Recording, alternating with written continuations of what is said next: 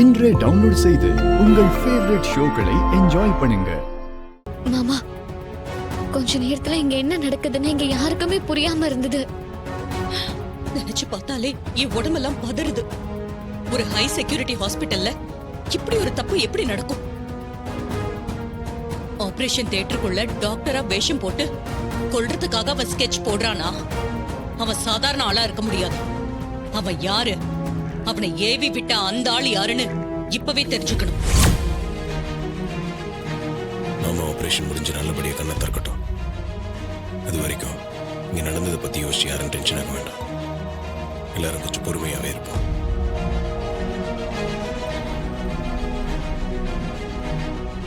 சின்னத்த, என்ன மறுபடியும் கோவிலுக்கு போறீங்களா?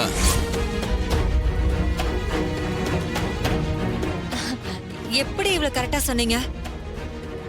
மாமாக்கு ஆபரேஷன் நடக்கிற நேரம் அவர் பேருக்கு ஒரு அர்ச்சனை பண்ணிட்டு வரலாமேன்னு பார்த்தேன். சின்னத்த, இது வரைக்கும் நீங்க பண்ண அர்ச்சனையால தான் இவ்வளவு பெரிய விஷயமே நடந்திருக்கு. இன்னைக்கு இது போதும். ஆபரேஷன் முடிகிற வரைக்கும் தயவு செய்து அத்தை கூடயே இருங்க. மாப்பிள்ள சொல்றது சரிதான். நீ இங்கே இரு சந்திரா. இங்க நடந்த அத்தனை அநியாயத்துக்கு பின்னாடியும் அந்த சிவனாண்டி தான் இருக்கான். அன்னைக்கே அவனை உயிரோட விட்டதுனாலதான் இன்னைக்கு இவ்ளோ பெரிய பிரச்சனை நமக்கு வந்திருக்கு.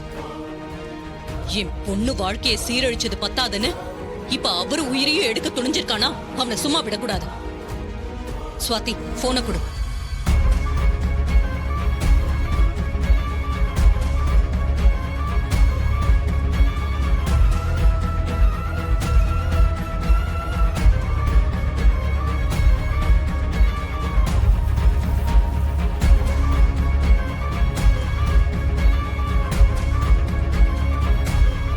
யார்கிட்ட போன்ல பேசுறா? என் புருஷனுக்கு எதிராக ஏதாவது பண்ண போறாளா? எனக்கு இந்த உலகத்துல எல்லாத்தையும் விட என் புருஷன் தான் முக்கியம். அவருக்கு ஏதாவது ஒண்ணுன்னா நான் சும்மாவே இருக்க மாட்டேன்.